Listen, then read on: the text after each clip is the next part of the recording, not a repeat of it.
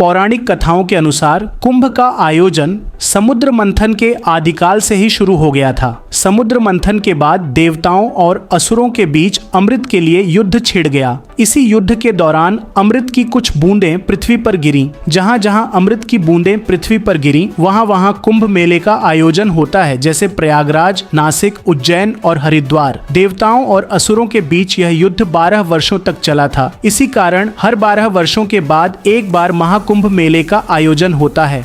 महाकुंभ में दर्शन देने आए 5 ऐसे साधु बाबा जिनकी घोर तपस्या के बारे में जानकर आप रह जाएंगे हैरान। किसी साधु ने जीवन भर न नहाने की कसम खा रखी है, तो कोई साधु कई सालों से अपने एक हाथ को हवा में उठाकर ऐसा योग कर रहे हैं जिसके पूरा होते ही चमत्कार होगा। ऐसी तपस्याएं जिनकी वजह से पूरी दुनिया में भारत का नाम रोशन हो रहा है।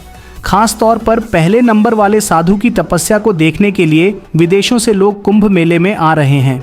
तो आइए जानते हैं महाकुंभ में आए इन चमत्कारी साधुओं के बारे में। नंबर 5, छोटू बाबा कुंभ में शामिल होने आए। छोटू बाबा की हाइट 3 फीट से भी कम है, इसलिए इन्हें छोटू बाबा का नाम मिला हुआ है। लेकिन इनकी खास बात यह है कि इन्होंने पिछले 32 सालों से स्नान नहीं किया है। छोटू बाबा जीवन भर न नहाने की तपस्या कर रहे हैं। छोटू बाबा की इस घोर तपस्या को देखकर हर कोई हैरान है कि पिछले 32 सालों से न नहाने के बावजूद छोटू बाबा इतने साफ सुथरे कैसे दिखते हैं और वे इतनी घोर तपस्या को कैसे पूरा कर पा रहे हैं। नंबर 4, अनाज बाबा कुंभ में शामिल होने आए। अनाज बाबा की खासियत यह है कि ये बाबा पर्यावरण को देखते हुए ऐसी घोर तपस्या कर रहे हैं जो बड़े बड़े संतों के लिए भी करना काफी मुश्किल है। दरअसल इन्होंने पिछले 5 सालों से अपने सिर पर कई तरह की फसलें उगा रखी हैं। अनाज बाबा के सिर पर चने जैसी कई फसलें उगी हुई हैं। इन बाबा ने यह घोर तपस्या इसलिए शुरू की थी ताकि वे दुनिया भर में पर्यावरण संरक्षण का संदेश दे सके।